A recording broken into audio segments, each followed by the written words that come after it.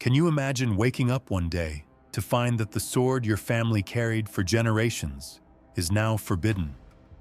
The traditional chonmej top knot has been cut off by decree, and the stipend that once upheld your family's honor has become a worthless piece of paper.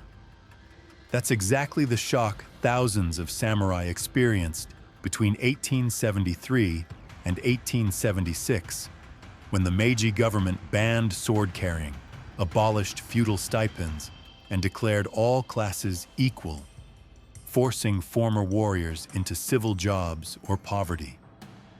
In this video, you'll journey through the final years of this elite class, from the humiliation of wearing Western clothes to the desperate rebellion led by Saigo Takamori in the Satsuma Uprising of 1877.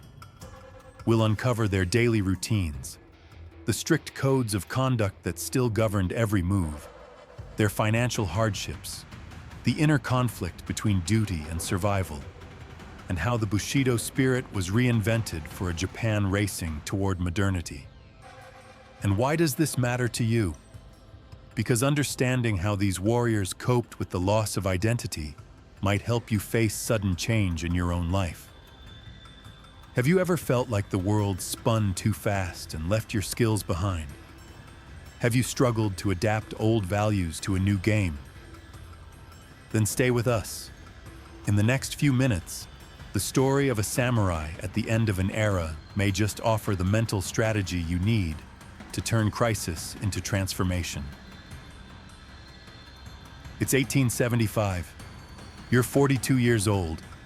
You were once a samurai of a respected domain. Now, you're unemployed. Your clan has been dissolved, your land confiscated, but you still train, alone, with a wooden sword in an empty dojo. Because bushidō, the warrior's code, cannot be torn from a heart that has bled for it. You survive by teaching calligraphy to merchants' children. You've thought about opening a shop, but somehow you always return to the dojo. There, in the silence of your katas, you remember who you once were.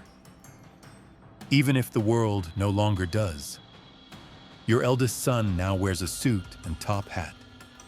He studies English in Tokyo. He doesn't understand why you still wear a hakama or keep your hair in the chonmej style. But you remember, it was more than appearance. It was a vow. It was the soul. Today you tried to pay for something with your clan's coins, but no one accepts them anymore.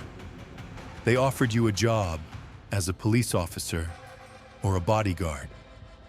But that's not a samurai's work. Or is that all that's left?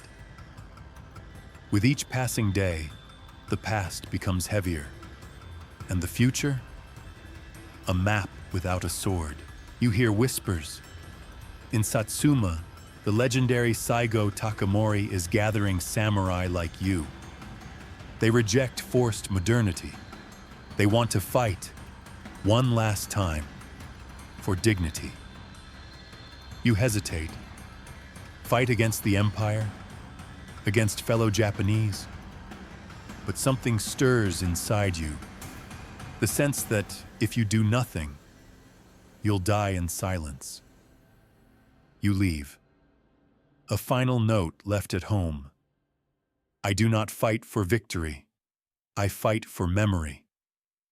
And when the thunder of Western guns crashes against the blades of tradition, you feel it.